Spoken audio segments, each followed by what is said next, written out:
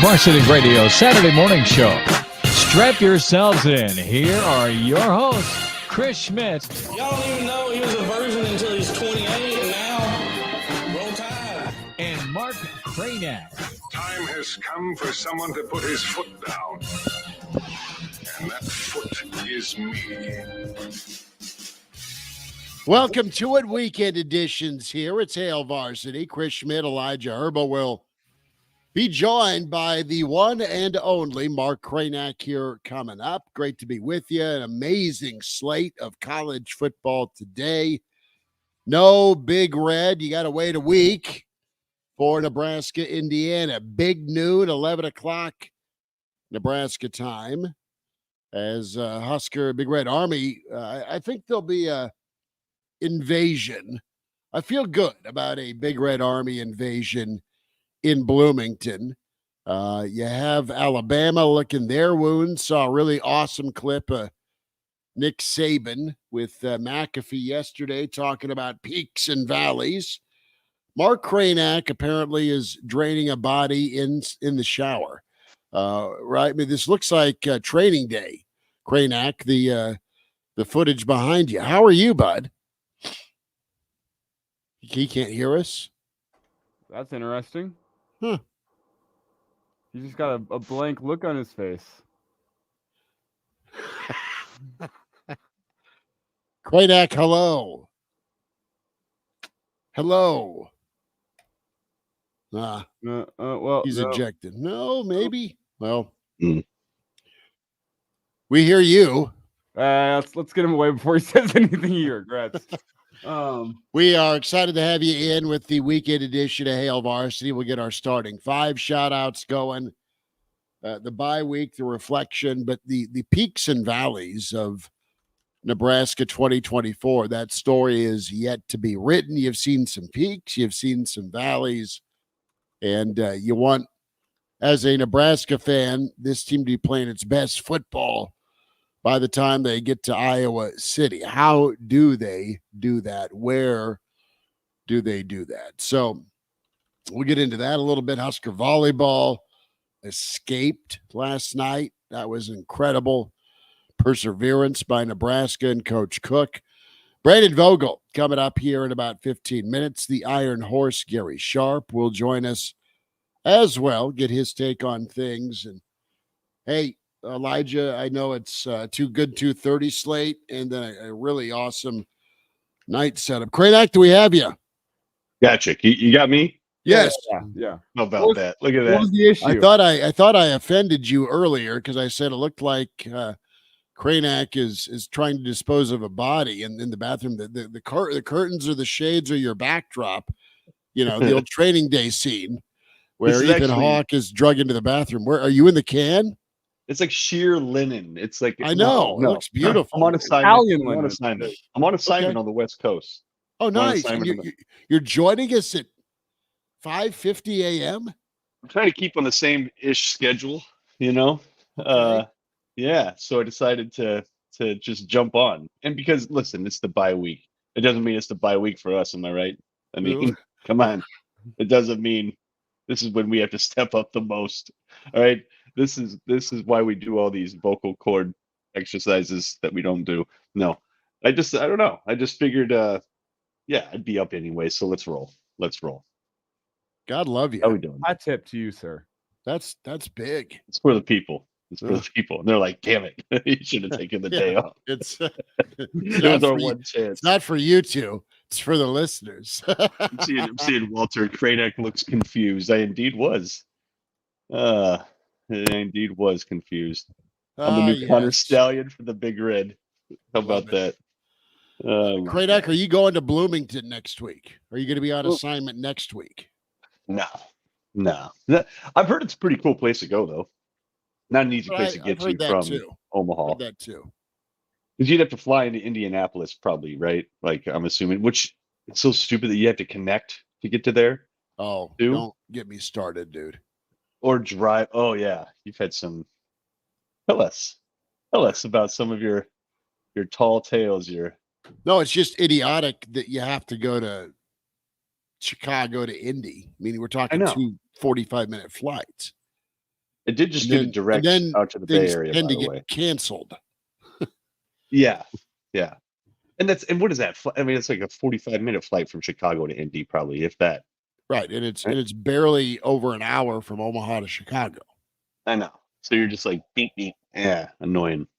Might as well drive. But then it's just long enough of a drive to piss you off. Oh, it's a Right? brutal Kinda like- drive because there's some part of I-80 that'll be under construction. See, it's like what's your max in terms of like a road trip to where not that you wouldn't do it, but where does it start to go from it's gonna be a cool road trip to like, oh my God. I am if the road scenery doesn't change, I'm gonna lose it. Oh, scenery never bothers me. It's just what's the amount of construction, what's the Yeah. traffic flow, and that ends me. The trip back with Junior from the Black Hills, because there was no good way to get you diagonal across Nebraska, which we did. Yeah. This was last summer, and it was cool to see some of the scenic parts in Nebraska. Well, because it changed on you, right? It did. It I'm did. talking when it it's was just the same. But but that was a never-ending drive on top of a speeding ticket on the way home, on top of a garbage weekend of playing time. Oh, and your ankle. No, this was just baseball. This was baseball. Oh, baseball. Sorry. Okay. Right. This was Black Hills, and like Gotcha. it was a bad weekend of playing time. And when he did play, it was Wild Thing Ricky Vaughn type performance, where couldn't find the strike zone or he was hitting people. So I love him. No, but, no son of mine. well, I know that and kid is. based on the evening activities, I was no father of his. Yeah. Right. Makes sense. Yeah. That's good. So The rest of your the baseball max- dads start cracking beers, it's on. But no, I would think, Denver's not awful. I don't worry about Ooh, that. really? That's across the holes, from fine. Omaha or Lincoln to North Platte. It's fine. just kind of It kind of flies if you're not stuck behind 17, 18 wheelers, yeah, I guess a little bit. And you always have the Carney Arch to just like, ponder the Give you tax all kinds- dollars spent. give you a big sense of wonder. Uh-huh. What will human ingenuity come up with next? We drove to Chicago year one of the Riley administration for Big Ten Media Days. And that was awful because of the interstate flow and construction. So that was garbage. Kraynak, let's look at the season so far. I'm 5 and ordering a coffee too, by the way. So One but more- I'm one more listening. I'm paying attention. No, you're fine. You're Yeah, making is that coffee? place- No, I'm ordering one. Okay. I'm gonna order one. Yeah. Yeah, but I'm Well, I listening. just had And enough. He just left. He Did you got tell out me of need the bye week? My God. here. My Let's God. get our starting 5 shout outs real quick. Rick is here. Rick, good to have you in, bud. Coach Brandon checks in as well. Walter from Philly says horns down. Arlo, a little groggy, but I'm in. Guivon, fully Huss, no emotional risk this week. Let's go. Appreciate you. It's CFB Christmas. Red Knight 79. Good morning. Great day for football. Nick, good morning to you. Nick is in. Jeff Snitley is here, part of the Boulder Peace Treaty. Enjoy your bye. Adam checks in. 7:50. Here we go. We were about 5 minutes late. We were all ready to rock and roll. It just took a little longer to get popped up. Arlo says, my son took an Oklahoma in his diaper this morning. That's hilarious. Kevin's in from Kansas City. Kevin, thanks for checking us out. Justin's here as well this morning as we're rocking and rolling. It's a $20 cup of coffee, Kraynak. Justin's letting you know. That's what I know. As you order. It's kind of what's going on right now. Kind of what's That's going on. all right. But Yeah, we're gonna be all right. We thought you left us, Elijah. Kraynak asked what's my limit for road trips. No, I started drinking my coffee and my nose started bleeding a little bit, so I went and took care of that back now. Apparently, that sounds like I had like a really adventurous Friday night, and it's not that. It's just the changing of the season as the air kind of dries out a little bit. That's hilarious. Apparently, that wasn't creamer. Yeah. It wasn't the sugar in the coffee. It was the booger sugar last night. Like, that's no. kind of Exactly what it sounds today. like, but no. Brandon that time of Vogel. year for me. Brandon Vogel's wondering what the hell he has walked into. Vogues, good morning. How are we doing, dude? Well, I woke up this morning with one problem, and in the last 10 minutes, I've developed another. The first problem is this household's currently losing a battle to a biological weapon known as a 1-year-old's daycare. So morale and provisions are low, but we have not surrendered yet. My second problem, my newfound problem, is Chris saying there's no way to drive diagonally across Nebraska from the southwest to the northeast, or from the southeast to the northwest. My entire Twitter avatar branding is the answer to this question. It's Highway 2. It's gorgeous. Once you hit Broken Bow, you may not have to hit the brakes on the cruise control, but maybe twice. It's amazing. Listen, I'm hugely offended. We did take Highway 2, but we took part of the interstate. We went that, Valentine was one of the turnoff options. We did that on the way up, and unfortunately went a different route, or should have stuck probably on 2. But the point is Daddy got a speeding ticket for a second year in a row on Father's Day coming back from the Black Hills.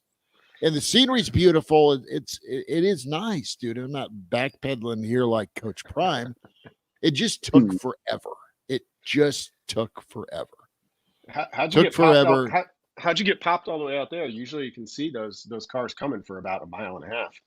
Well, it was a little bit of a diagonal deal, and it was right after Junior and I switched. So he had been going 92 the entire freaking way.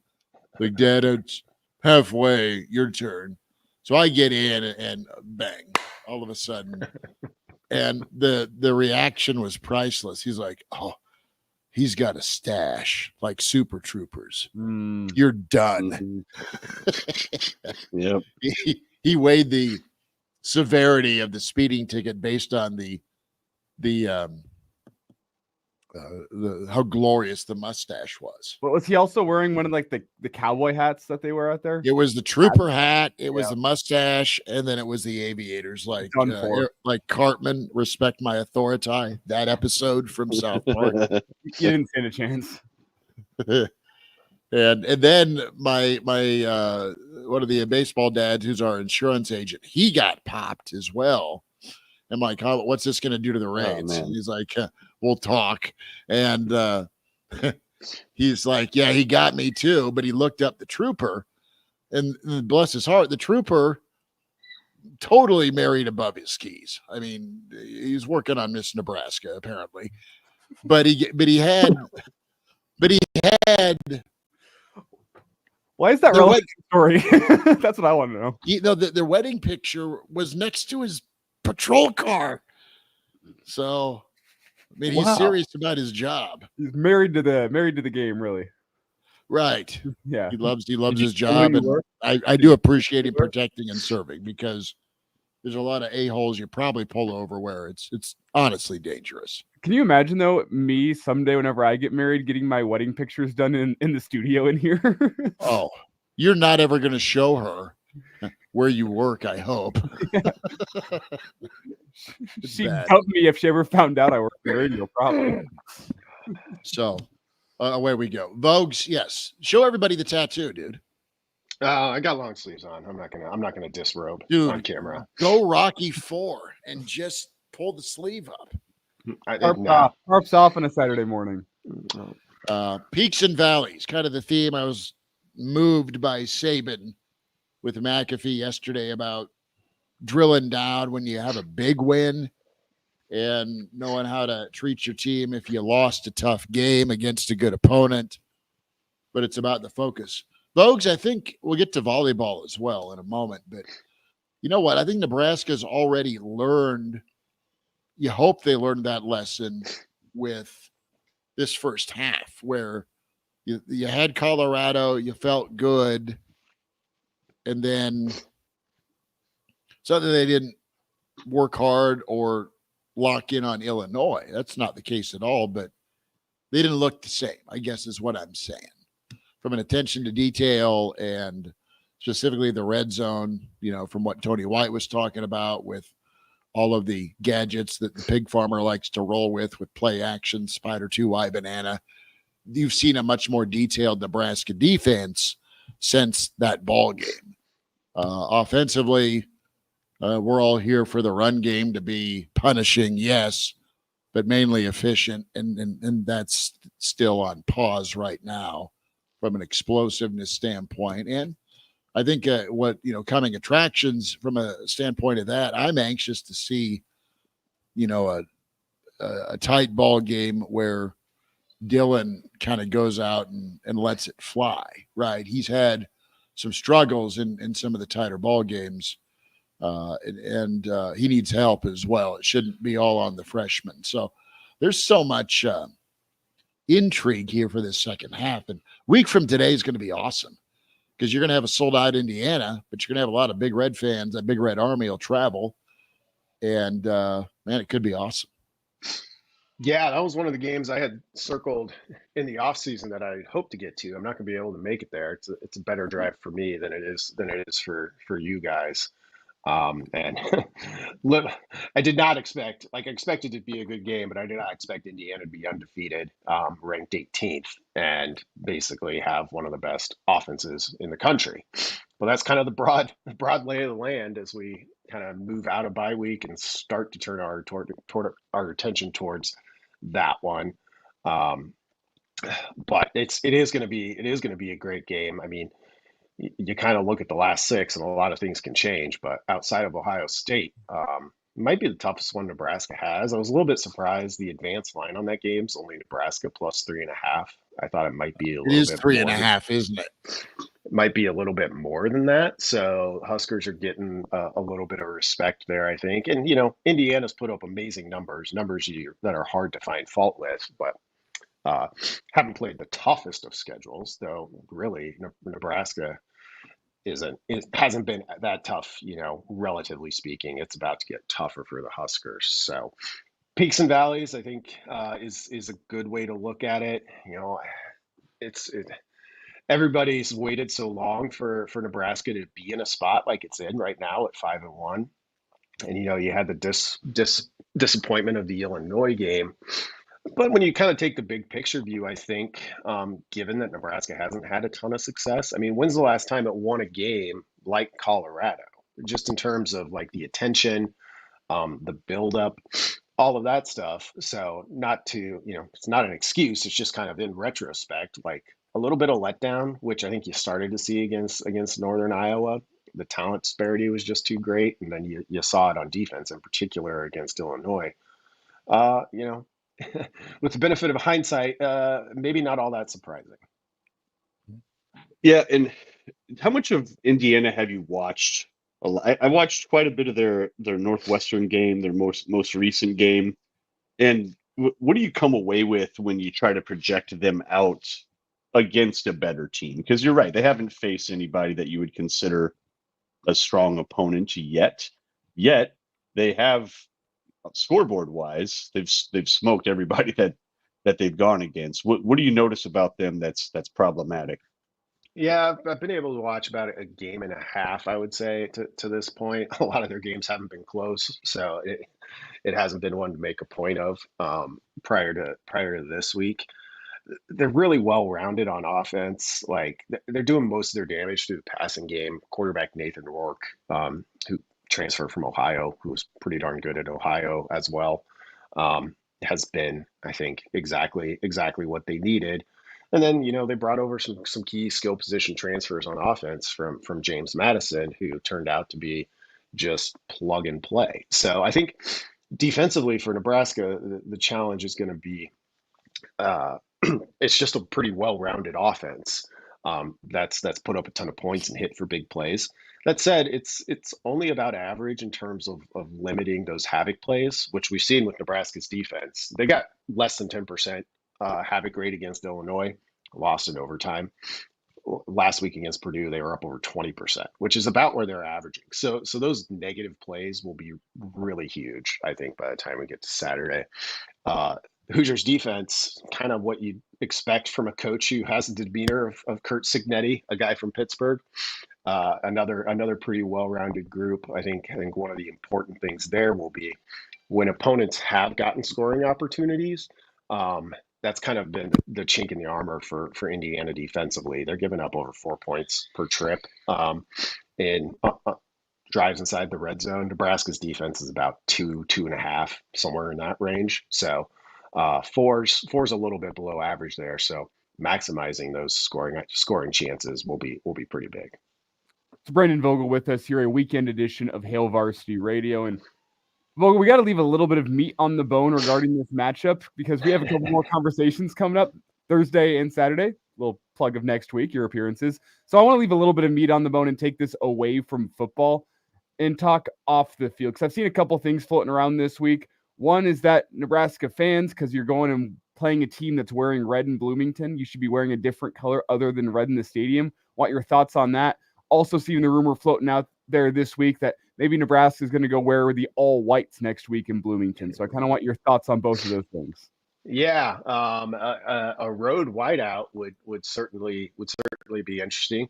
Those things are notoriously tough to organize, but To win. I'd be game for giving it a try. I don't think the all white uniforms are in the offing though. Like, I might be misremembering this. I think Matt Rule mentioned that at some point during the season, just kind of as an offhanded comment about how the players are always asking about all whites. But I think he prefers to keep things pretty classic and traditional, and I'm fine with that. Even though I'm a pretty big fan of an all white look for almost any team. Make this promise: you can wear all whites to Columbus if you win in Bloomington. Not the worst idea. I kind of like it. That would, this Indiana game, not to take it there again, but it sets up as pretty important, I think, for you take it. You take us to Bloomington. While we're there, we're going to stop by Uncle Jerry's Italian restaurant while we're just shouting out Bloomington.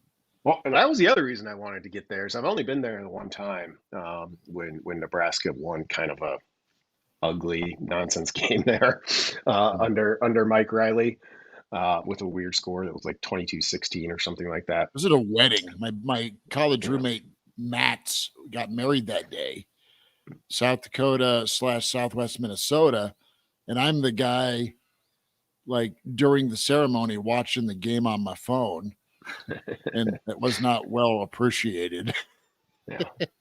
Yeah. Now Bloomington's a good place to visit, kind of classic college town though, but a little bit off on its own. So, but the stadium looks like somebody created it in like college football NCAA 25 or something, right? Like somebody got loose on one of the design like features, and that stadium is so weird.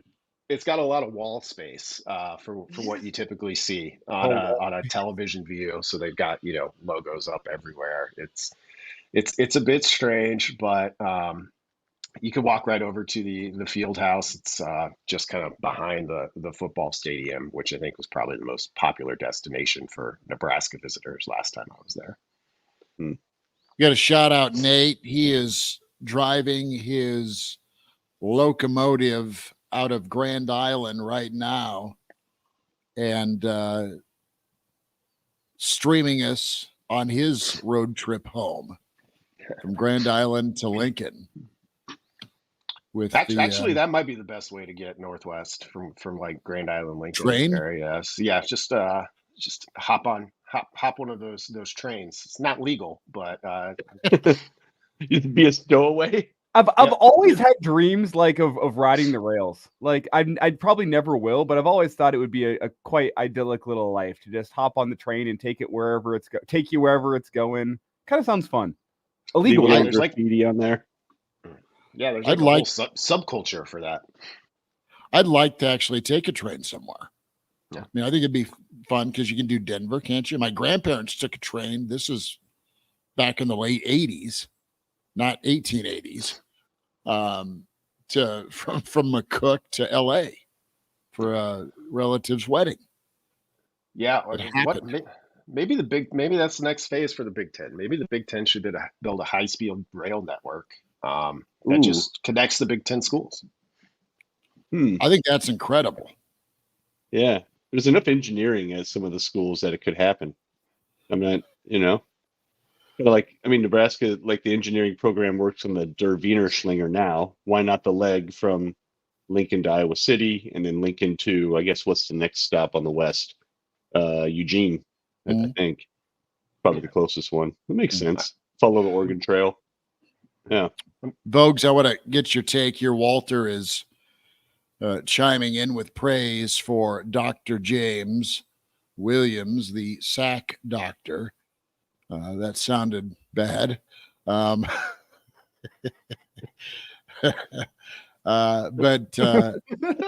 it is only if you're a sick bastard. no, the way I read it sounded, the way I said it out loud sounded bad. Not sure anyone was thinking that until you went there. No, it just something registered in my 12-year-old brain. Forgive me. But James Williams, man, is in Vogues is stoic. The adult in the room, Brandon Vogel. Yeah, no kidding. But he's been incredible. And we saw a little bit of that last year, but we talk about the topic of confidence being, key. But he took over. He took over last week in what turned into a tight ball game. No, Rick, I will not. But he was doing that to Rutgers. He's making Rutgers cough.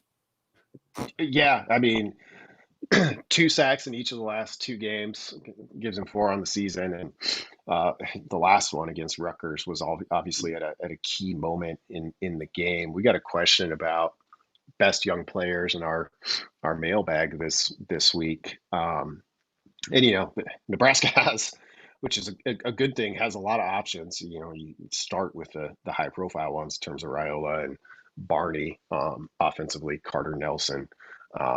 But if you're willing to consider Williams in that group, he's been in college football for 3 years, just 2 at Nebraska. Like he's a big one, and a great story in terms of how he found himself here and then to produce the results that he had.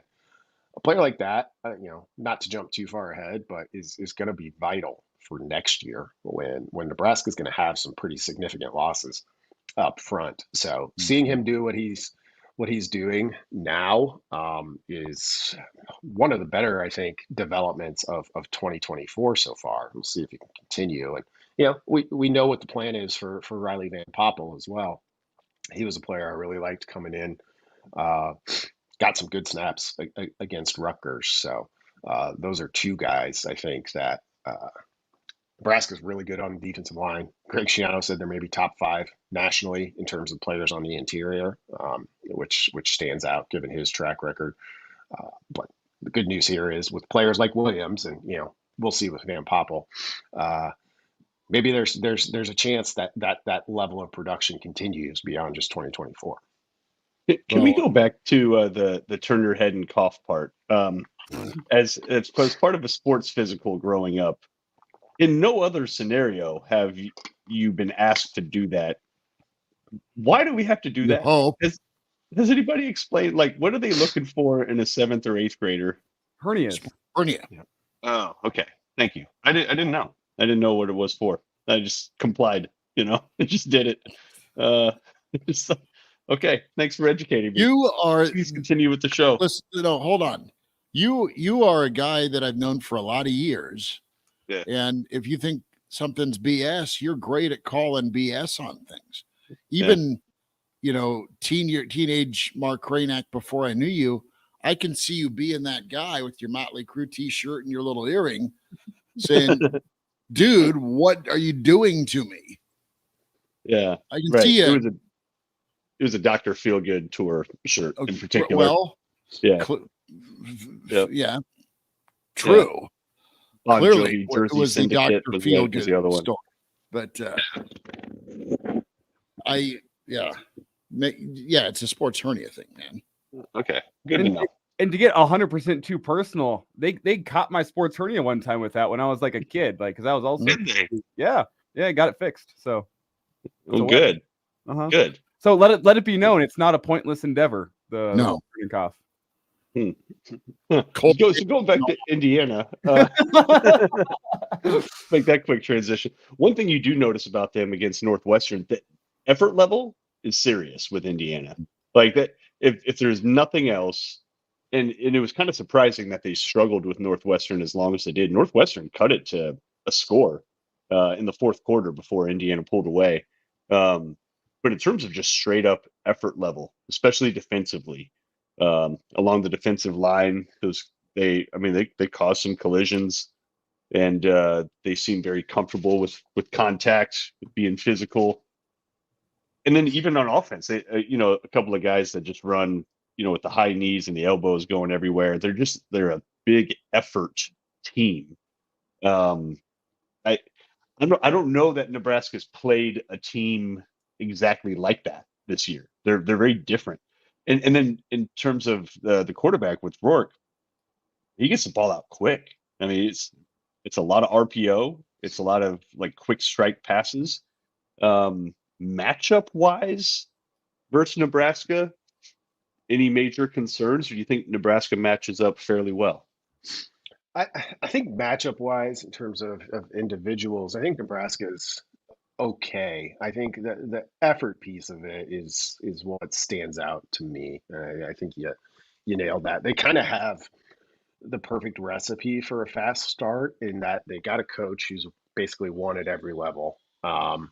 Brought in transfers, which is something you couldn't do, but you bring in a fleet of guys who already know the expectation level. I mean, Rule talked about this either previous week or the week before that about, hey, sorry guys, like I didn't have that coming from the Carolina Panthers.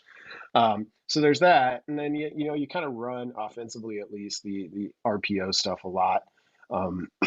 Players like a Rourke coming over as a transfer, like they're really used to that scheme. And if you're just a good decision maker, and you have that effort level, you can really you can be 6-0 and ranked into the top 20 after under a first year head coach. I mean, Kurt Zignetti's really good. He showed up to his introductory Indiana press conference and says, "I win. Google me." And he's right. And I kind of love the whole vibe of him. I know it rubs some people the wrong way, but that's that effort level that you're talking about, Mark. It's like he's uber confident, comes in, it's like this is the expectation, and he's built a roster that was ready to kind of meet that right away. It's pretty impressive.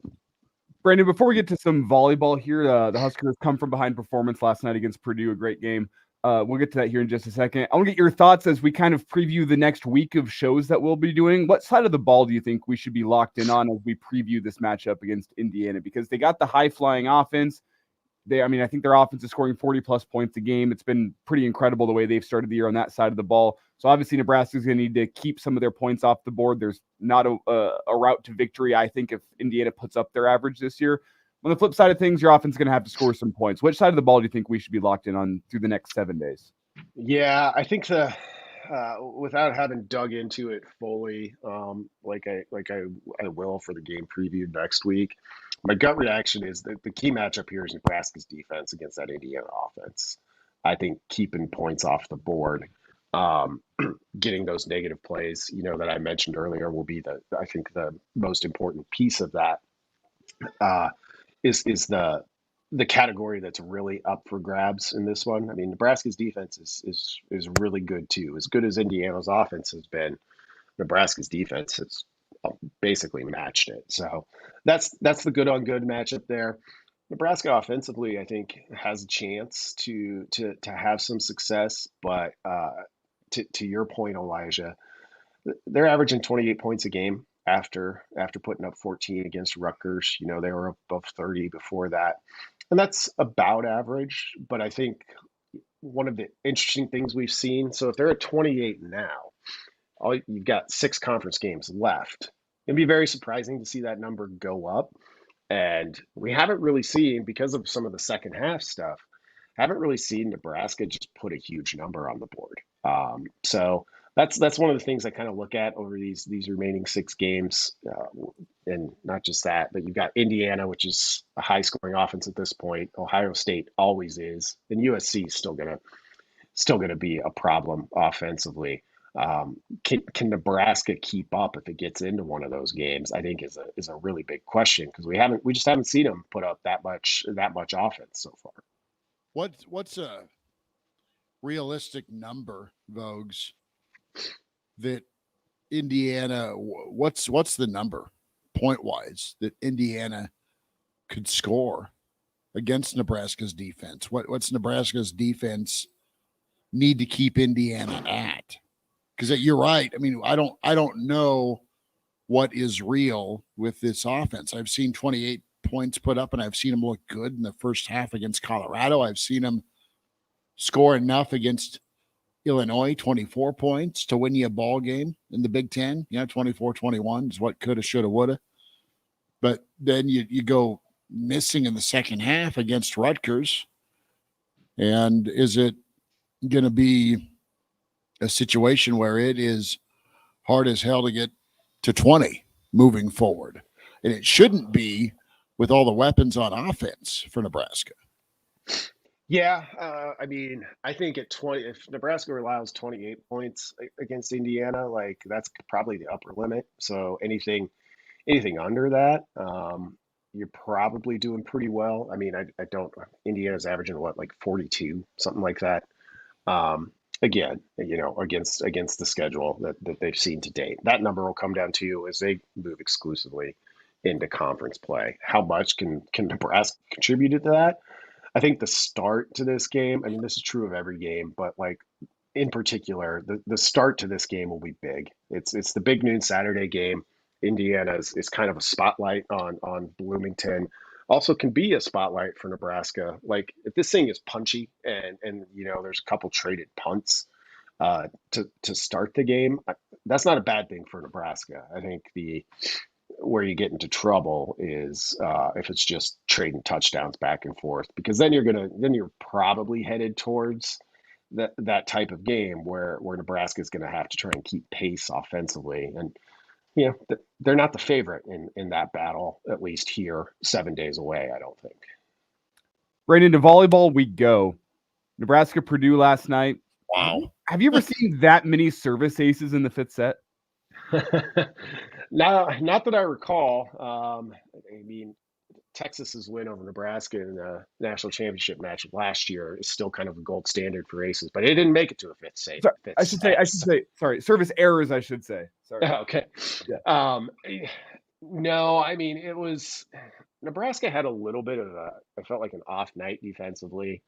Like in some ways now, they found a way to win, and I think a lot of that credit, you can give to the Devaney Center. Like that's a remarkable home court advantage, especially in a 5th set. That's really back and forth. I don't know what the largest lead ended up being in that set, but Purdue kind of nudged out ahead, and Nebraska had to really work to kind of take the lead back, and then ended up getting the job done, but. It was a little bit surprising. Purdue's outside hitters really had a lot of success against Nebraska, which you don't see a ton. Nebraska did enough. So if we're to make the Illinois football comparison, a little bit of an off day defensively, but still found a way to get it done in front of your home crowd. Nebraska almost did against Illinois. It went to overtime, but so a little bit of a difference in terms of where volleyball's at, 20 plus years into the John Cook tenure, and where Nebraska's at after midway through year 2 under Matt Rule. Vogues, what is coming up with Counter Read? Talk to me and tell the folks in YouTube land and on Twitter what they get, how they can sign up. You and Aaron Sorensen do a great job of covering the Big Red with Counter Read. Yeah, we tried to keep the selling proposition pretty simple. two good things to read a week for our premium subscribers, so they get exclusive newsletters that way. We also publish a couple of free things. I mentioned the mailbag. We're working on those answers over the weekend. We got some really good questions, so that'll go first thing on Monday, and then we'll start digging more into the Indiana game. I kind of love that piece of it.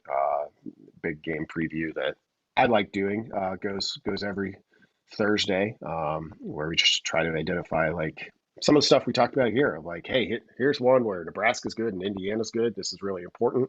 Or here's one where maybe both teams are struggling a little bit. Those are things that tend to decide these games. So put in a lot of time trying to identify those for folks. So we'll have a regular game week. It was nice to be in bye week mode and have a chance to explore some different things. This Thursday, I published kind of a big midseason review of Nebraska. So if you're into that sort of deep dive stuff, you can check that out. You can become a free subscriber right away, and that gives you 7 days of access to everything we've done. So if you're not on board yet, you can use that to get caught up before next Saturday in Bloomington. Vogues, can't wait for it, and keep up the great stuff.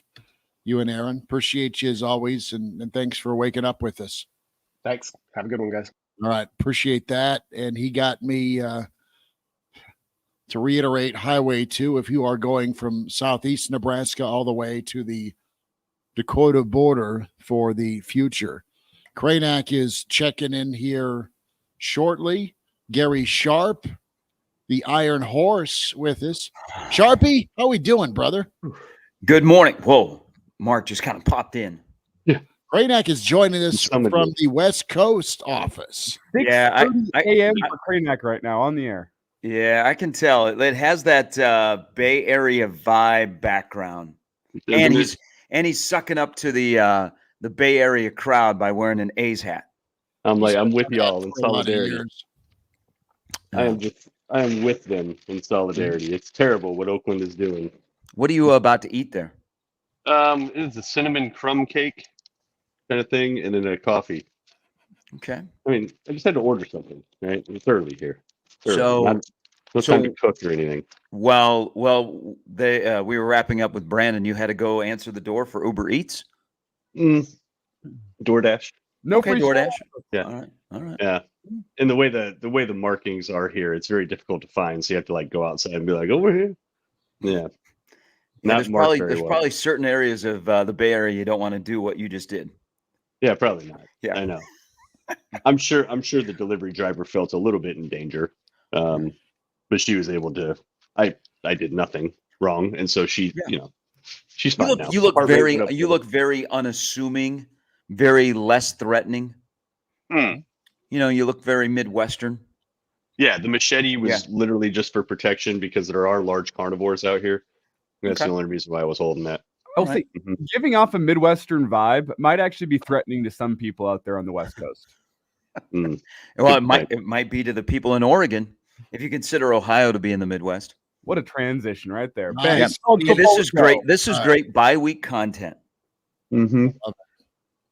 So, Sharpie, let's hit your take on kind of where Nebraska's at with the midway point right now. How you feeling? I think they're exactly where they should be. Okay. They still have the one hiccup to overcome, and that is being their own worst enemy in a tension convention game. And that happened against Illinois. And I think we're going to find out next Saturday if they have learned from that. But I think Nebraska is exactly where they should be. They're 5-1. They've done some really good things. They developed some elements where you thought, okay, that defense is going to be good. They have been good.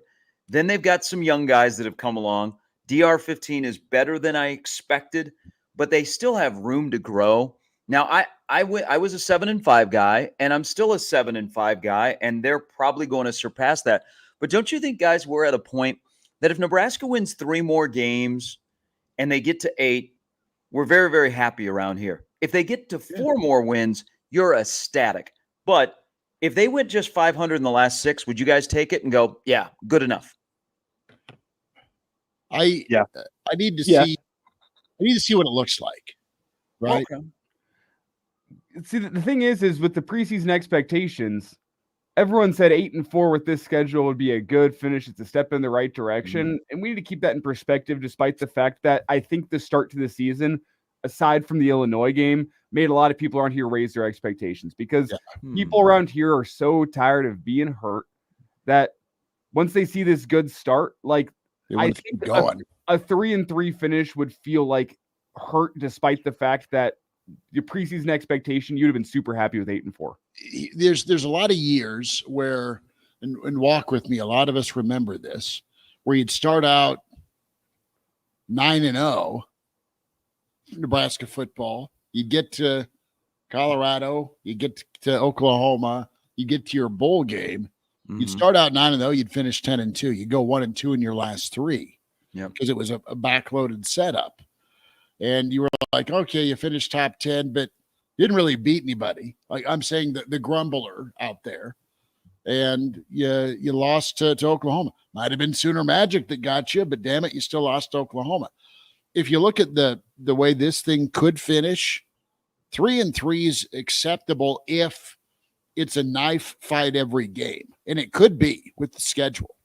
I mean, schedule's more difficult. It is. I mean, it's every week a good team or a good brand anyway.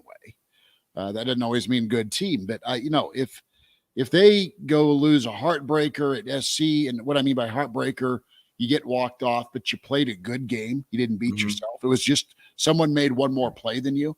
I think you can, if you mix that into the 3-3, I think you're okay. You're more apt to go into the bowl game and the next season with, okay, this team got better. They learned, they didn't do things to themselves. And if they did lose a game, okay, X, Y, or Z was just more talented than Nebraska, because that's still a possibility too, based on what's on Nebraska's schedule. So if they're not committing 10 penalties and turning the ball over in the red zone and a mess communication wise in the red zone, it can't look like Illinois again to lose a football game. Now, walk with me here. I'm stealing a phrase from you, Schmidt. Could you get away with saying Nebraska is 5-1 and it's a frustrating 5-1? That's fair, because Nebraska thing. hasn't played a 4-quarter game. Take out the UTEP game where at the back end they played a lot of players, but they're 5-1, haven't played a 4-quarter game. So are they a team that is on the cusp of top 25? Are they 20-25? Or if they put together a 4-quarter game, are they a team like where, I don't know, Iowa State is today? Now, Iowa State's unbeaten. They have a tough game at West Virginia tonight, but Iowa State's 11th in the country? I mean, I think the one thing I'm excited about the back end of the schedule is as this team continues to grow, and nobody can deny that they are a better program and a better football team, is what does the progress look like, and can they attain being a 4-quarter football team across the board? Defense has done it at times. Offense has periodically dipped their toes. Special teams are special teams. But I think 5-1, this is a team where instead of going 5-1, they got to 5-1. They survived. They only had one hiccup. I kind of want more than 5-1 and the way that they have played, because I think they have that ability to be better than they are. And that might sound strange because they're 5-1 and we follow a program that hasn't been to a bowl game since 16. So are you guys vibing kind of where I'm going with this? No, absolutely. It's incomplete is what you're saying. You don't really, you want to know more about what they are, right? You've seen glimpses of the offense torching people. Where the hell is that in the third and fourth quarter? If you're being critical, and can they get to that point where they can line up on 3rd and 2, 3rd and 4, and get a first down running the football? But you haven't seen that either. You've seen them just disappear, and that can't be what the second half of the season is. They got to be more complete. Go ahead, Lige. On the flip side of this conversation, though, I want to say, like, how different do you think we feel right now if Nebraska is able to get a win against Illinois and you're undefeated right now? How different? Which you very well could have, right? Yeah, I mean, and I think we read in a lot to that performance, and probably rightfully so. But it's a short week where you're playing on a Friday night. You have one fewer day of preparation. Like, maybe there should be a little bit of forgiveness there for your defense having an off night. Like, no, Gary. No, because I think if you're focusing on the defense, that was my thing here, and I'm not, I see where you're going here, Elijah, and I'm nodding my head in agreement with what you're saying. I'm just you have that looked like a movie that I've seen before that night, so that's my hesitation. That's what I want to see, because I think Saturday will be like that kind of a game again, where you're going to have to play 4 quarters, and as long as you don't shoot yourself in the foot, I think Nebraska is the better football team than Indiana. So that's what I need to. That's my thing to get over with this program, is they can win those kind of games where they can get out of their own way, and instead of the other team tip your cap, they were better than us. You're going, man, our problem in this game, it was in our locker room. It was our guys here. We just couldn't get it done. Yeah, they remind me, Nebraska offensively is like a streaky shooter in basketball. It's just sometimes they come in, they're looking great, but other times you're just like, my goodness, like, stop shooting. It's not working out for. And if you look at, there's a couple things that I think stood out, one on both sides of the ball last time. So it is okay to talk about how Dylan Raiola struggled, because we're talking about relatively speaking, and it's obvious that he's the top guy, and you expect it, right? Because I think one of the things with Raiola is that he was dealing with some significant wind. That wind was ridiculous last time, and that changes your play calling. I think he got his shoulder dinged, to be honest. Well, and dealing with the defensive coordinator or dealing with the Shiano team that is, he's been doing that a while, and he got to him. And it's easy to forget with Raiola, because he's so smooth, that every time he sees something for the first time, like, we're watching him go through it right then and there, right? He has never faced in his life a defense that plays defense like Rutgers ever. Now he knows. Now he's been through it, right? And people talk, he's a little bit off on his deep ball. It's like, well, he's thrown a total of 11 on the college, in college period, in a game-like setting. Like, it takes a minute, like, because you're noticing too how he's kind of underthrowing people. Like, that's been happening a little bit. It's like, he's getting used to game speed, right? As you would expect. The guy has no experience with it at all. I do want to flip over to defense. Doesn't Javen Wright bring a different, I don't know if you call it energy, attitude, effort level? He pops. That is Nebraska is a different defense when 33 is out there. He looked really good. He's huge at tackles. Right. He's tackling with really bad intentions. And Nebraska's been pretty good without him all year. Now you insert him into the mix, he could be a serious difference maker for Nebraska down the stretch. Yeah, I think going into the Indiana game, and Nebraska bought themselves a week with Tommy Hill last week, and Tommy Hill has returned to practice. So you're going to have Sierra Wright on the field. So if Tommy Hill is back, and you're really going to need him the next 2 weeks, because look at what he did against Travis Hunter. Now, he's not 100%, but still, if you can get Tommy Hill, 90%, you'll take that any day. But then it changes your defense, where you can have Wright and Hill together. You got Buford as kind of that slot corner, Singleton, Gifford on the field. But you're right. Javen Wright is, and we saw last year when he's healthy, what he's able to do on that defense by playing in space. And you're going to see that, especially 3 of the next 4 games, you're going to face teams that want to put you in those positions where they're going to play a chess match, and they're going to try and play one-on-one. They're going to get you in space.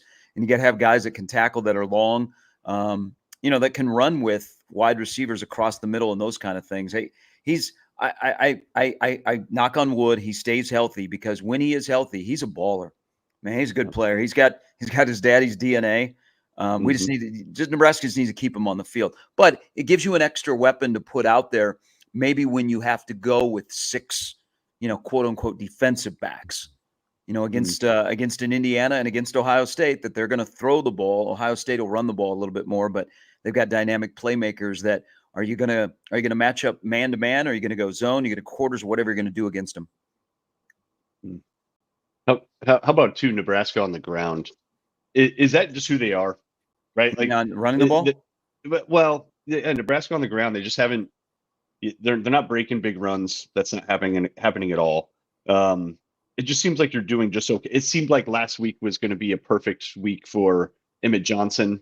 He ends up struggling the most out of everybody, and so you're just kind of like, at this point, halfway through the season, do you just kind of understand that Nebraska is not going to be a strong running team? They're going to be serviceable, and that's just kind of what it is. Yeah. Would you guys take? You can't have both. Would you take a all-conference type offensive line or an all-conference type running back? Because it coincides where, you don't have the great push matching the running back. Nebraska has very few runs, which are 15 plus. Another thing, Nebraska has very few yards after contact, and they become kind of predictable, I think, when they have a certain running back in the game, because when Ramir's in the game, there's the element of the pass. The other two guys, they might throw the ball, but they're not.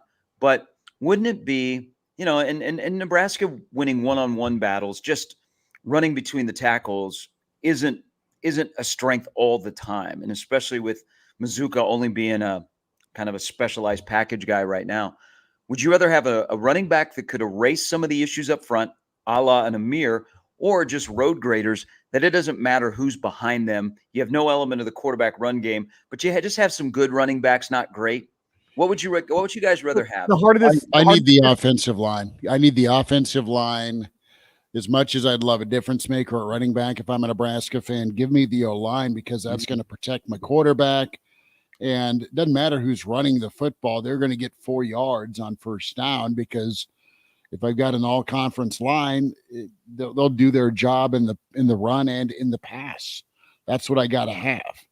And there's just not – they are an offense that is – just hampered right now with the run game, because there's no diversity to it. For years, it's been quarterback run with the I-back run. And right now the handoff run is just not what it needs to be. It just isn't. And I don't know if they can get there or not. I mean, it's weird to say that out loud growing up in this state, but they aren't a football team that can run the football at a high level. When someone knows it's coming. That's weird for me. And the heart of this question, I think, is, would you rather have a guy like Ashton Jeanty from Boise State, or would you rather have the 2023 Michigan Wolverines offensive line? Give me the Wolverines O-line, dude. Yeah, I'll always take the 5 guys up front. But if you're asking me specifically with this team, like, would you rather have one member of the Wolverines offensive line or Ashton Jeanty? I might take Ashton Jeanty over one member, because I think the offensive line has been serviceable this year. Like, my grade on them so far this season, probably a 6 out of 10. Like, that's a serviceable place to be. You can win football games. If you put a running back behind Jeanty, behind that offensive line, I think they would be better than what we've seen so far this year. Like, we'd have a higher opinion of them because you work in concert. But yeah, if it's all 5 guys up front, give me those Wolverines road graders we've seen in the last couple of years.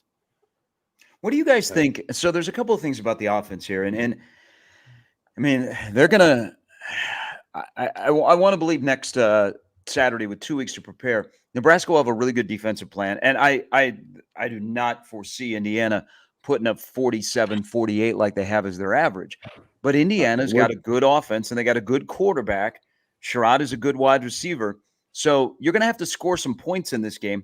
But Nebraska seems to be kind of a ceiling against Power 4, Power 5 at about 28 points.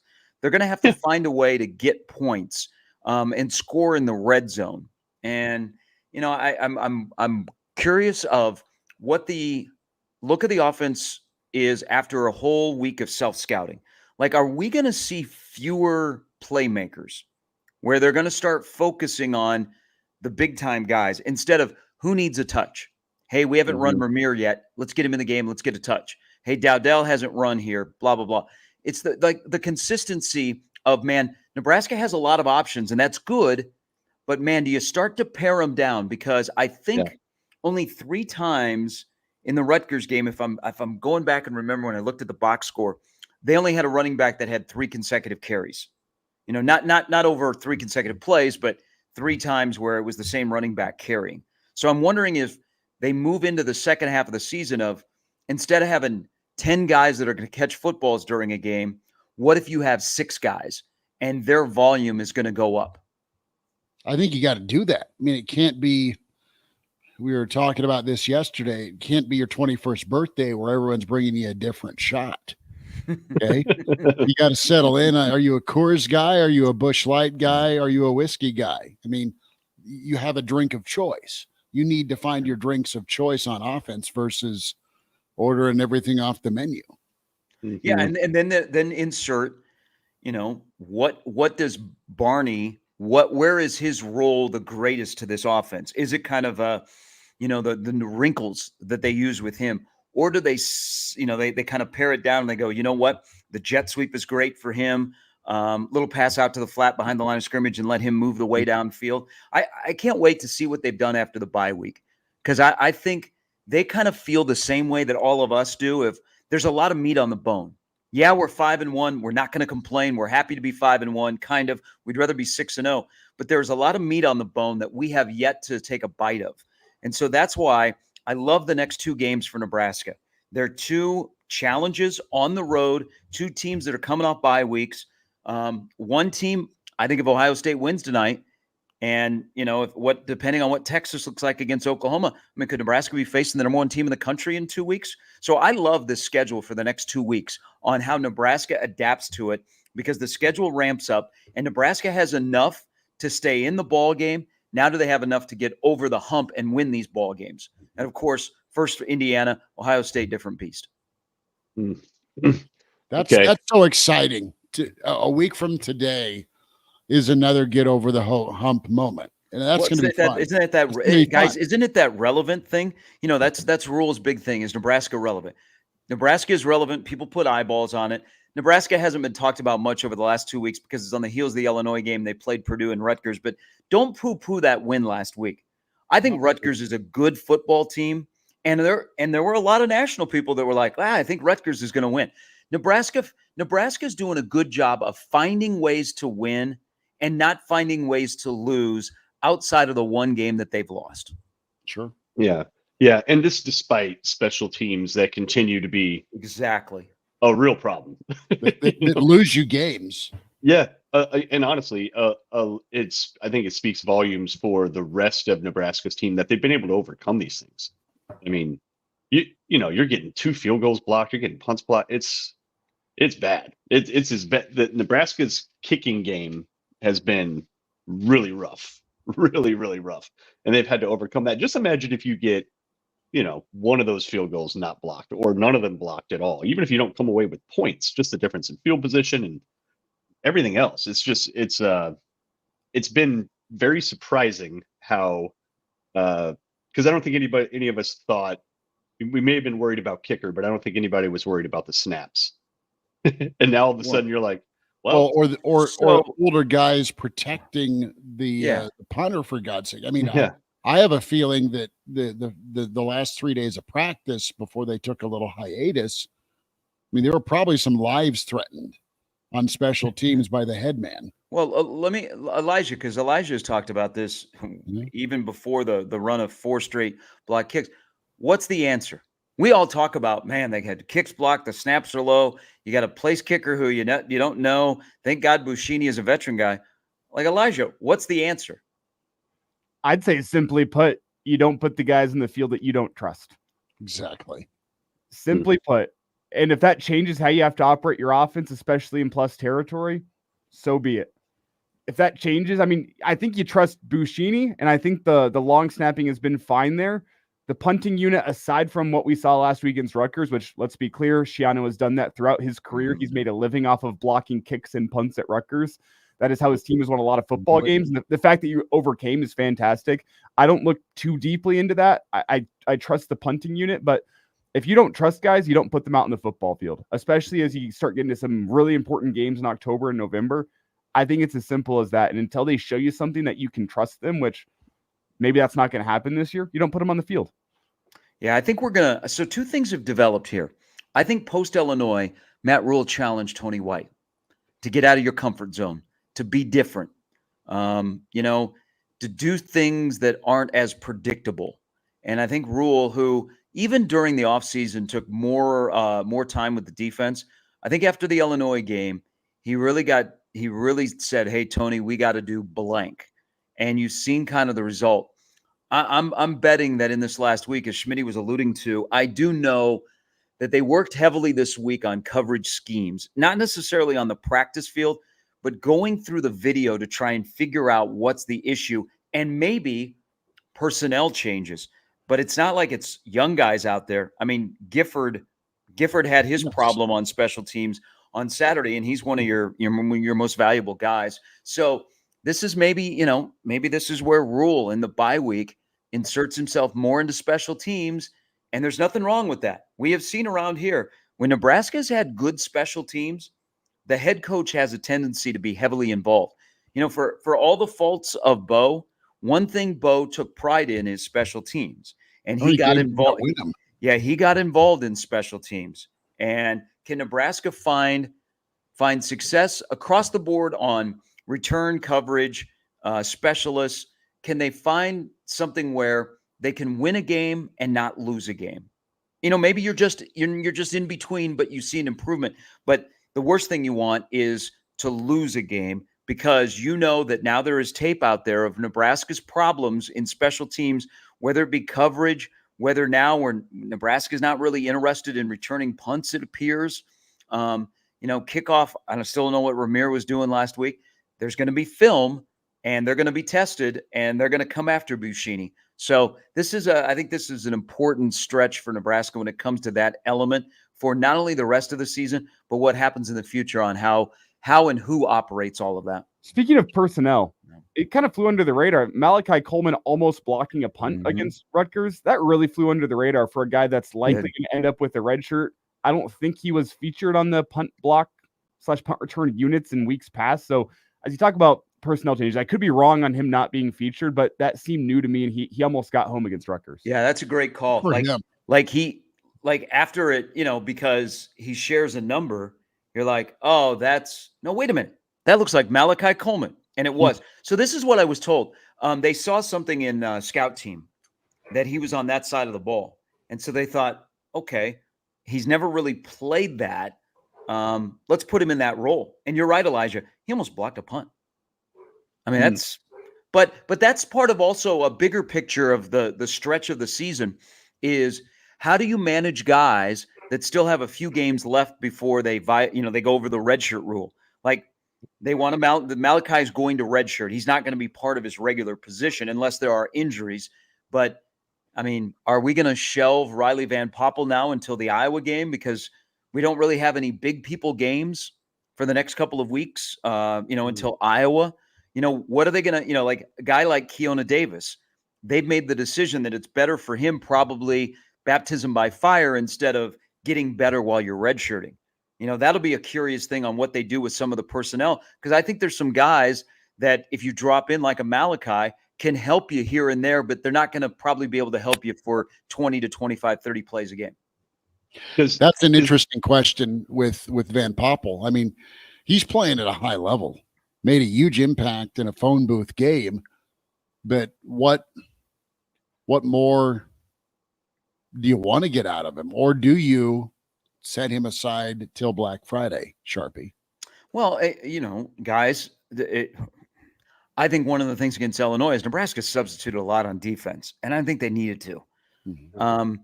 Are you good with rolling? Because if you look at the snap count, it's not like Ty and Nash have these monster snap counts week after week. No, they've kind of, depending on the scenario and the defense, it's not like they're out there for 60 plus snaps.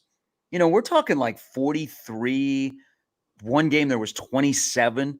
So I wonder what the managing of those two guys at those two positions looks like now moving through, because maybe it was intentional because you have 6 straight games and then get the bye. Nebraska's schedule sets up pretty well because you're going to go the next 3, have a bye, and then go the 3 after that. So I wonder, are we going to see 9 and 0 not leave the field as often as they do?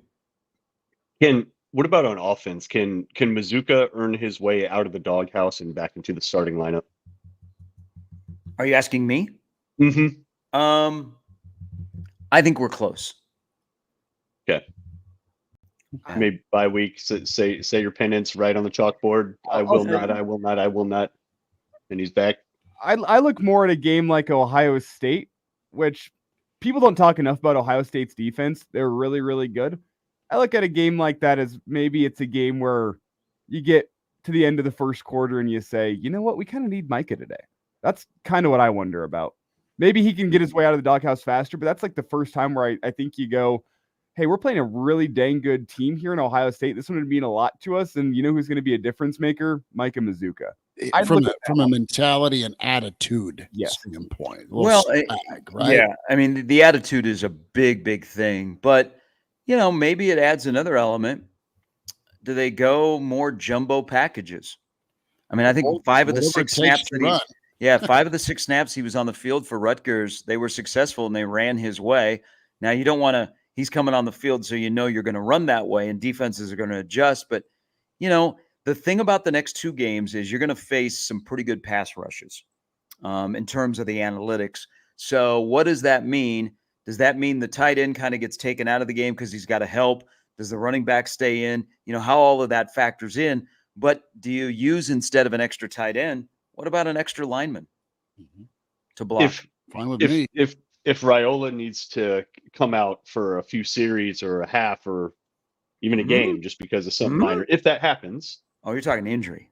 If that happens. I thought you were going to make all the people in Kearney listening happy.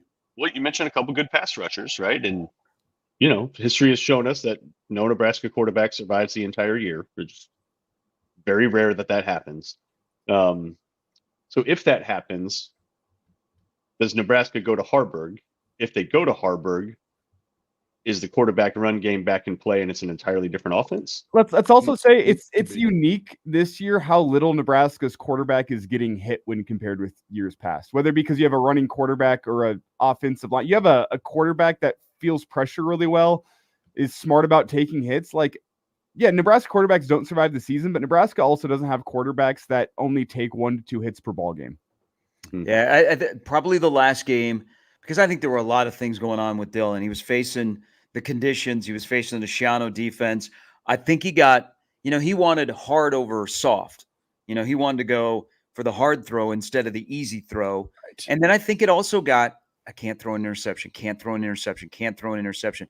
He was kind of, his sphincter was tighter than I've seen in the previous 5 games. But I also thought he held the ball a little bit longer than he normally does. Here's the thing about Harburg. Can I get a clarification here? Because everybody says, hey, why not put in a package for Harburg? Not really a package, because Dylan's on the field when Harburg is out there, right? It's 10 on 11. Yeah. I mean, it is, because you're not going to have Dylan throw a block. Yeah, I'm not taking 15 off the field at all. But what do you do with Harburg that is not predictable when he's on the field? Throw it. Well, you saw the play last week where I think it was 3rd and 1, and you had the little diamond in the backfield, and you had the motion to the right, and Harburg is kind of the tailback. And that was well designed. If you go back and watch that play, the Rutgers play side linebacker absolutely keys in on Harburg. Harburg bolts towards the sideline at the snap. The linebacker follows him and opens up a rushing lane for an easy first down. Like, that's the kind of thing where even if he's not getting the ball, the defense has to key on him and pay attention to him. So predictable whenever he comes onto the field, maybe, but the defense still has to key in and be ready for it and be like, that's interesting. Number 10, we haven't seen him out there. Used to be a quarterback. Let's key on him. Like, you saw it last week on that 3rd down play. So I think the word that is I think we're all using correctly is predictable. Nebraska becomes too predictable with who they have on the field at running back. Maybe with Harburg. I've noticed that when they've tried to use Harburg, and remember the other team gets to substitute, they're better when they have Harburg sneak into the game in tempo. Okay? Instead of, they run the ball on first down, they get 4 yards, so it's going to be 2nd down and 6. Nebraska's going to huddle up, and here comes Harburg. They do better when they get tempo. Even though the defense can substitute, now all of a sudden they've got to be a quick thinker. Oh, geez, 10's on the field. And you're right, Elijah. People got excited. Remember how we beat that diamond formation into the ground? We talked about it. We're like, oh, this is great. I liked seeing it, a little bit of an element to put on film, a wrinkle that they showed. And I really wanted to see what kind of would have transpired more out of that. But I think to use Harburg correctly, it has to be when they're going with tempo. And they kind of bang, bang, bang. He's in, couple of plays out, they move on, they're moving down the field, and the defense is still trying to figure everything out. Sharpie, I want to get your take as we're at the midway point with Nebraska, and we have some, movement games today with the Big Ten, as you've had some of the newbies not survive the roadies. That is, you saw Minnesota with a big win last weekend. It was a crazy finish with USC going to Minneapolis. Washington got their revenge with Michigan heading out to the Great Northwest. So the new guys got one back. Where do you believe Nebraska's at? We look at the Big Ten standings right now, halfway home, and they're in the mix. But when we look at the landscape, where do they stack up? Where would you put Nebraska in a power ranking spot? Where are they in this pecking order of the Big Ten? I think they're 5, 6, 7, 8, 9. I think all those are they teams closer to 5 or are they closer to 9 though? They're closer to 5. Okay. I think Nebraska is a good team that can be better. I don't know that I'll ever say that this team is great. I don't know, maybe never is too harsh. I think they're a good team that could make themselves a very good football team. Yeah. They have elements that they could accomplish that, because I think they have an elite defense. I don't think that defense is going to disappear. Now, the defense is going to be challenged over the next 2 weeks, but it's not like all of a sudden they're going to go from giving up 11 to 11 points a game, no rushing touchdowns, to they've given up 6 rushing touchdowns and 42 points on average. Yeah. So I don't know. You know what? And that's kind of with college football. I would say, guys, do you think that there's maybe just 2 teams that you would consider elite this year, and then there's that very, very, very good category? We drop down another tier, the 2 being at the top, Texas and Ohio State.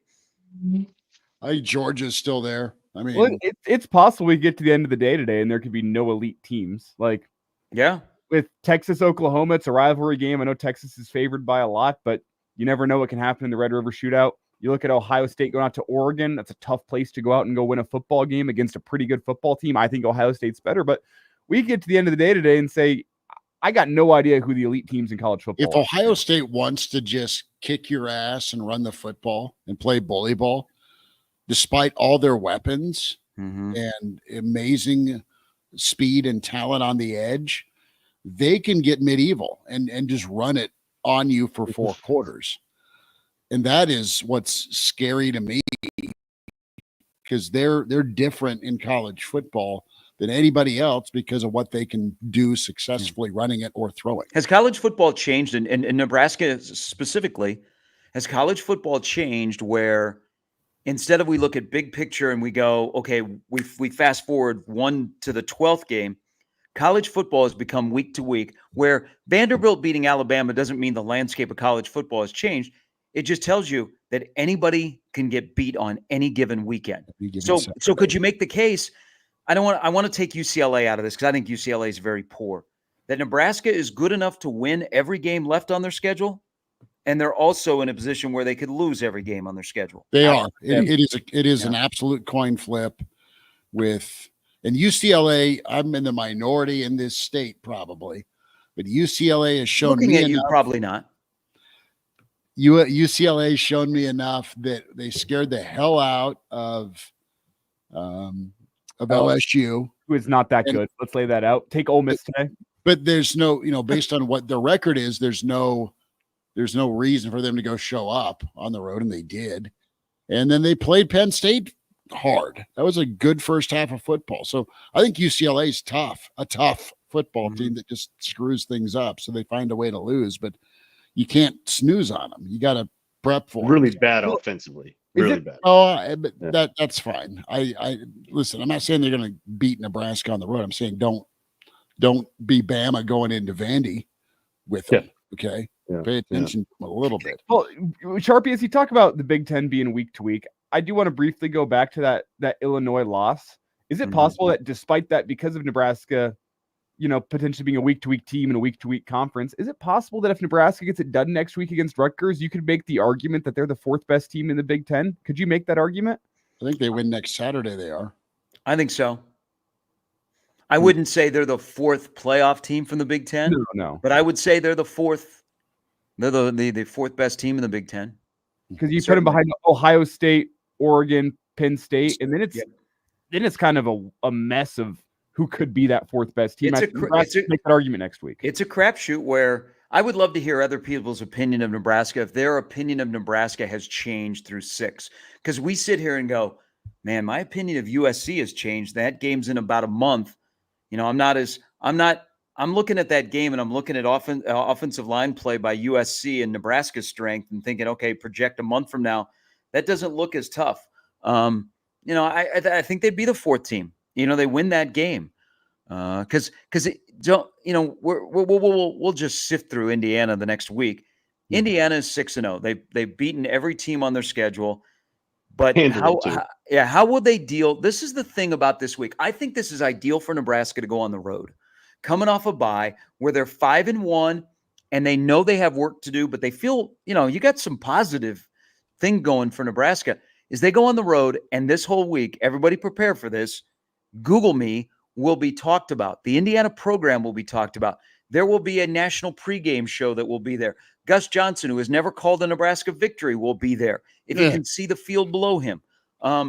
Everybody's going to be talking about Indiana, and this is brand new for those guys in that program that everybody's going, hey, Indiana, Indiana, Indiana, Indiana.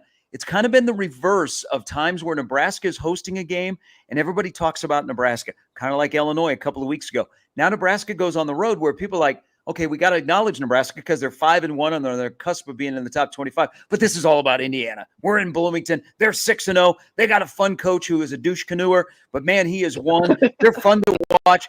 Who cares about basketball? Go IU.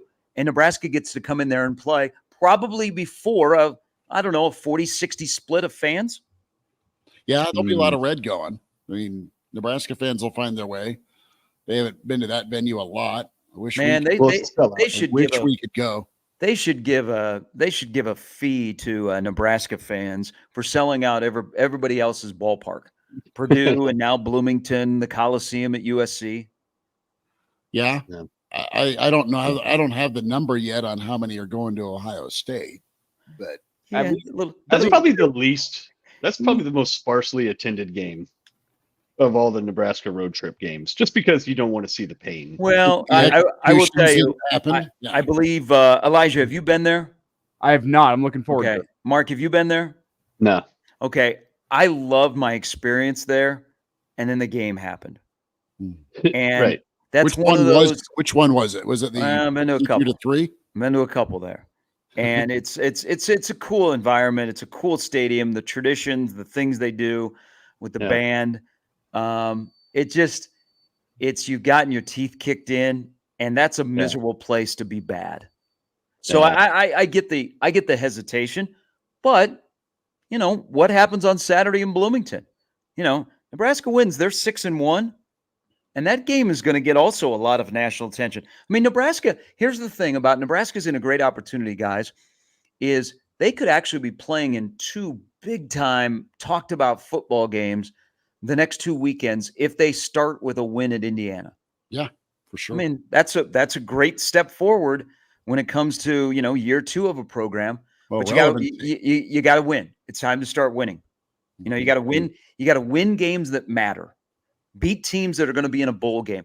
Nebraska has beaten 2 teams that will be in a bowl game, Colorado and Rutgers. You beat Indiana, they're already in a bowl game. I think that's important. Nebraska hasn't beaten on the continuum over the last few years of teams that go to bowl games. They've beaten teams that are like Nebraska not going to a bowl game. Well, Sharpie, what's the weekend look like? Before we get there, let me ask the question. More thing. I know Schmidt wants to get out here, but let's say you talk about the important games, the ones you circle. Let's say Nebraska gets it done against Indiana. They lose against Ohio State, but they cover. In that national moment, which is a big ask. Beat UCLA, beat USC. Are you looking at those last couple games of the season with Nebraska potentially in a playoff conversation? Yes. That would be so amazing. Wild. That would be so amazing because I think we it's all know how flawed the team is, despite how well they're doing. It's just sort of like Nebraska's not ready for that smoke yet. But you know what you lean on? Doesn't appear. You lean on the fact you're in the Big Ten. Yep. And the SEC and the Big Ten might get 4 teams in. Yeah. You know? So, and you could sneak in as the 4th, even if that means you're the 11th seed. Who would you play? Because essentially, Georgia? isn't everyone right now in the country that has 2 losses or fewer in the playoff discussion? I think so. Pretty much. Yeah. Big 12's got to sort itself out too. Yeah, Big 12 is like, who knows? But let's say Colorado wins tonight at home against Kansas State. They're in the driver's seat. What, Nebraska, Colorado more likely. rematch in the playoffs? Colorado more likely to be ranked, or Nebraska off a bye week if Colorado wins tonight against K-State. They get K-State, they'll be ranked. Yep. K-State's not very good on the road, but K-State's also They got the type smacked of at team like BYU. Colorado. Yeah. BYU's sneaky good though. I mean, the weird part of this season is, are we going to wake up tomorrow morning and go back and go, man, that win against Colorado is pretty impressive on Nebraska's resume. They're gonna get better as the year goes on. Which probably, if you guys had to, the first 6 weeks of the season, 5 of them wins. What's the most impressive win on Nebraska's schedule? It's Colorado. Yeah. It's either Colorado or Rutgers. I think the Rutgers win, I know Husker fans are a little unsatisfied with how it looked. I think that's going to end up being a pretty good win for Nebraska. I know people talked up Rutgers preseason, and then maybe they fell a little bit short of that because of how much they were talked up. But I think Rutgers is also a pretty impressive win. Yeah, Elijah, I'm with you. I think people, and this is what we do, and I'm not saying, hey, you're wrong to think this way.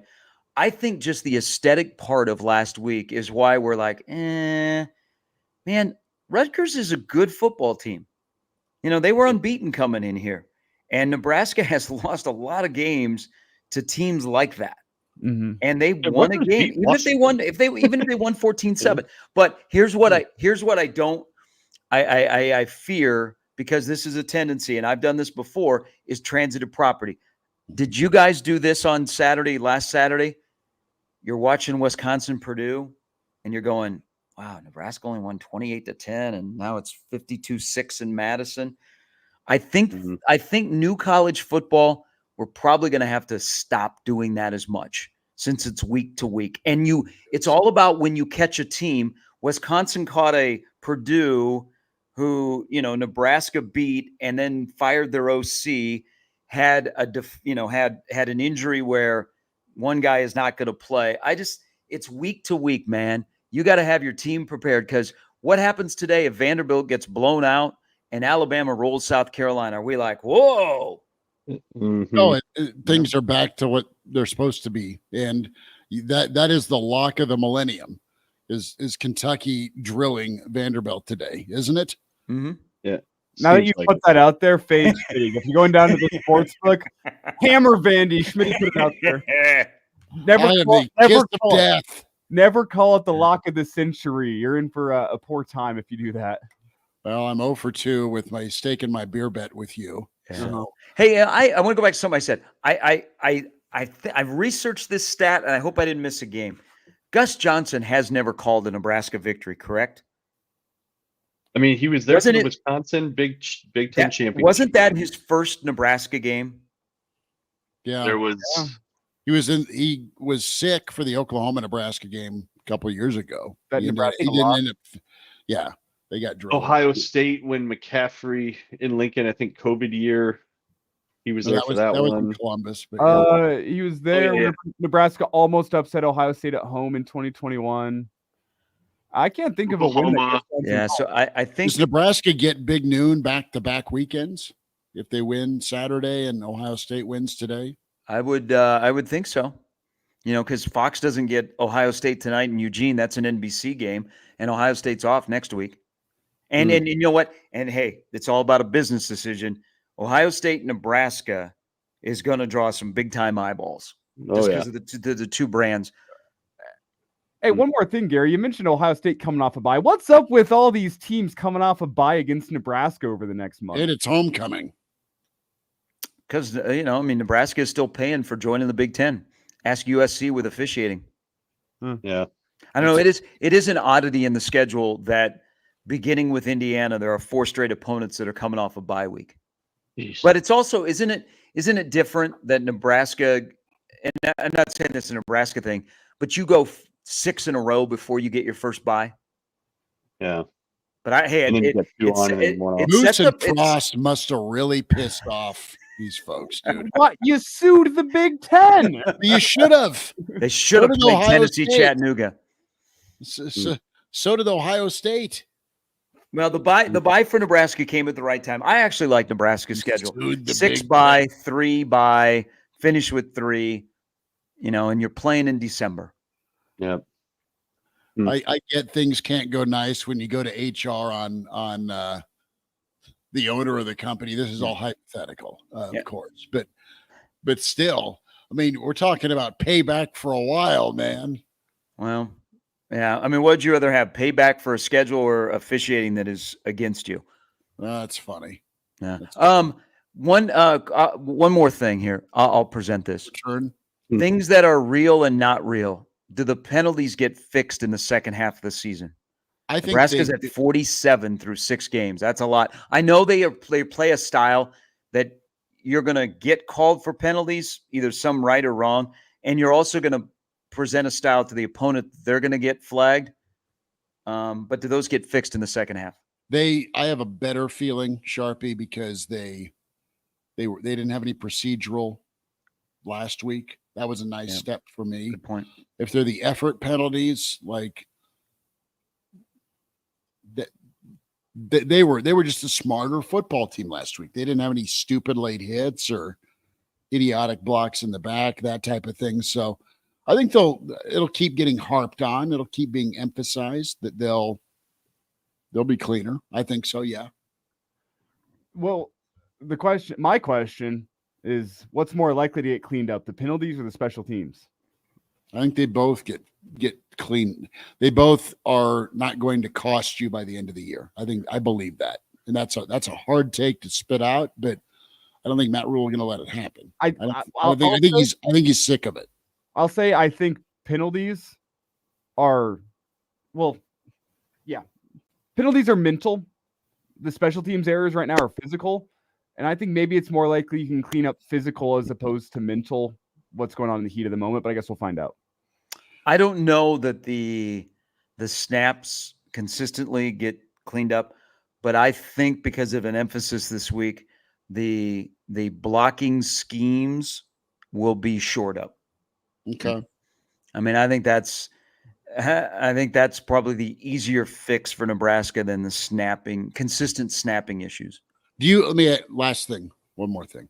Do you worry about Nebraska being in a crucial moment and it being taken out of their hands by the officials?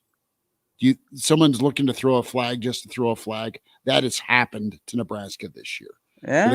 Do they get jobbed against somebody? Well, my worry is, Schmitty, is that officials look at calls from previous games of the opponents that they're going against. Hey, this is a point of emphasis. Nebraska is at either however you look at it, the bottom or the top of the league when it comes to penalties. So you're like, oh man, they're a penalized team. We got to look at what they do. Yeah, I don't know, but you can create that stuff. This is the second half of the season for me is creating breaks instead of being the beneficiary of breaks. Sure. And that's where you kind of make the jump to a different type of football program. Do you get a situation where it was just a bleep show of officiating in one of these big games moving forward here, the last half? I'm talking the Purdue game. That was a nightmare. Yeah, well, I think that's a Big Ten thing. Big Ten's got an issue. Hey, we can crush Lincoln Riley and whatever the maniac on the other sidelines was doing from the start of the review to the end of the game in Minneapolis. Big Ten's got a problem. I mean, Lincoln Riley wanted to go there, but when you are essentially a 500 team, you don't go there about officiating. But dude, they got that review at the end of the game. I thought he was in though. Yeah, but they had no video evidence. I mean, what is this? The Amazon broadcast from the Niners Seahawks game the other night? The Big Ten's got an issue. And I don't know, because nobody's really talked about it. I don't know if they added officials from the Pac-12 that came and are new in the Big Ten, and it's been an adjustment with new crews. But damn, the Big Ten has all this money, and they need to figure out their officiating, because there are more games that are being decided by poor calls that are not the right call than games where you don't even pay attention to the officials. Because you look at, there are 2 monster games today in this conference, Penn State, USC, and even more so because it's a primetime game, Ohio State, Oregon. If officiating is a discussion point, that's a horrible look for this conference, and they have to fix it. They have to fix it, because it's been bad across the board. Yeah. You know, I'm gonna say it. Full-time officials. It's a hundreds of millions of dollars business. College football is. You got the money for full-time officials. I don't think it's right that there's somebody that's working their 9 to 5 job Monday through Friday, and they hop on a flight Friday night to Eugene, Oregon to go officiate the number 2 team in the country against the number 3 team in the country. And that's the reality of what officiating is in college football. Yeah, and we'll do on the side. there are a couple of major college officials that live here in Omaha, and I know that he's got a really, really good day job. And then on early Friday morning, he flies to whatever site he's going to, or drives. He's in the Big 12. It would probably take a lot of money for him to give up his day job and turn officiating into a full-time job. So that's the balance of trying to figure out the next step, because we have this discussion about college basketball as well. But you know what? There's way too much money. There's way too much on the line in college football, to your point, Elijah, that you got to get this fixed. This can't be a discussion point when you go into a game and you're just anticipating, when is that call going to come that's going to be a game changer? That is not the right call, you know? And here's the thing. There are times where we look at officials and go, man, you're not very good. Well, you're calling stuff that is a mistake of the player. I'm talking about the simple procedural stuff that is called, and we look back on film and go, whoa, that's not right. That's not the right call. Or the lack of, holds being called, like just some real obvious ones when a D lineman's busting through and their hands are up and they're being pulled back and there's you mean the Purdue graphic that had the final score on it? It said 28-10 Nebraska over Purdue, and it's a picture of a Purdue offensive lineman grabbing onto a jersey of Ty Robinson. You mean those kind of things? That was by the way, that was their graphic to announce the final score. Was a clear holding call. It's funny. Well, there's a lot wrong at Purdue, Hey, you're not kidding. Purdue's in trouble. Yeah. Purdue is in major trouble. They play Illinois today. Their recruiting class has fallen apart. They're a bad football team. And the Big Farmer's pissed. His DC took players and took off. You look at the 18-team league, you don't have a couple of years to have off years. Man, if you take a step back, you're going to get buried in this league. So keep an eye on Ryan Walters as things move forward at Purdue this year. Take a step back and you become a basketball school like that. Yeah. I mean, they're excited. I mean, I thought they were gonna roll out. They probably roll out Zach Edey today. They go, hey, remember him? Hey, remember this backcourt, this grid backcourt that we're gonna have this year? That's funny.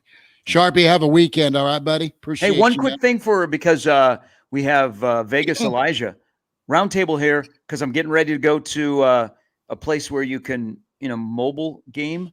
Yeah. Iowa, Washington, huge game at 11. 2.5 point favorite of the Hawkeyes. I'm taking the Hawkeyes there. Let's stay the hell away from that one. Yeah, Washington got their win, but Iowa got spanked. How about straight up? Iowa or Washington? I go money line Iowa. Same, Elijah? Money line Iowa. Stay the hell away from it. Just stay away from it. Like it's Iowa. You can't. When has Iowa ever done you right? Just I don't know. They're difficult to trust. That's a big game for Iowa. Oh, yeah. Huge game for Iowa. Yeah. Difficult to trust. I think there's something I said back whenever Michigan beat USC. There's just more on the line for Iowa in this football game. So I'm taking Iowa. Great day of football, boys. My picks, Sharpie, and I have no heat on this, just to let you know, but this is what I have picked. I got Kansas State to cover 3.5 against Colorado. Wait, I got Ole Miss to cover 3.5 against LSU. Okay. Rutgers to cover 2. And then Ohio State, Oregon under 54.5. Bang. Bang. I'm not going to tell you to parlay it, but 3 of those are going to hit this week. We were so damn close 2 weeks ago to the mother of all parlays. I dream about that. Quick question: Can Texas withstand a Ewers Manning quarterback controversy along with an Oklahoma loss? If that all happened today, can they withstand that? I don't think you're going to have to worry about it. The weight of that. They're not going to have to worry about it. Arch is getting paid to stay and wait. Okay. I'm just saying, there's nobody that likes drama more than Texas. They're going to annihilate Oklahoma. I think so too. Kill them. Let me just say, Husker fans today, as you watch that game, watch Ryan Wingo of Texas. Nebraska tried to pull that 11th hour recruiting flip last year. Dude's really, really good. Yeah. He's in a talented wide receiver room, so we'll see how featured he is. But I'm pretty sure he's averaging like 24.5 yards per reception this year. That dude's really, really good. Nebraska tried to pair him up with Royal. So watch that game because I think Texas's receivers are going to have themselves a day. Hey. I'm just saying, say Ewers struggles today. Who is the strange woman that just walked behind you, Schmitty? It's Liliana. You want to say hi to the fellas? Oh, I was confused. I was like, Hi. I've never seen this person before at Schmitty's house. Who is that? It's Carson's girlfriend. I was stayed overnight. He didn't stayed over. She stayed overnight. No, they went to breakfast. Yeah, right. No, they didn't stay overnight. She got to put some pants on, dude. Jesus What's up? She got to put some pants on. Oh no, she has shorts on. They just got back from breakfast. I bet they had an early bird. What is happening? What is happening? So, anyways, back to Ewers. Elijah's like, pull the cord. Pull the cord. Well, I mean, I didn't know. Hey, not that I'd be opposed. I'm not really, we've known each other for a long time, and whatever your lifestyle has turned into, I didn't know if that was the housekeeper. No, that's Carson. That's Liliana, and they went to breakfast with Papa Al. Oh, okay. Carson's grandpa. We're going to need some confirmation from Papa Al to back up your story. NASCAR Eric. Okay, that's it for the show. Have a good weekend. Anonymous, time to punt. Enjoy a great day of football. You know what? The schedule makers did us a favor. We don't have to worry about Nebraska. We get a good 11, 2:30, and 6:30 window. And then we get Dion and K-State late. Or you can watch maybe the Heisman Trophy winner play in Hawaii at 10. That'll be good, man. Sharpie, we'll holler tomorrow morning, brother. We will. We'll see you on the Average Joe Sports Show. We'll see you next week ahead of a monster game in Bloomington. That does not involve Keisei Tominaga. Thank you. Great act. Love you, brother. Thanks for checking in out on the left coast. Yeah, Godspeed. The sun has risen. Good for you, Kraynak. Have yourself today out there. Yeah, I can confirm it has. All right. Back at you on Monday. Thanks for tuning in to Hail Varsity.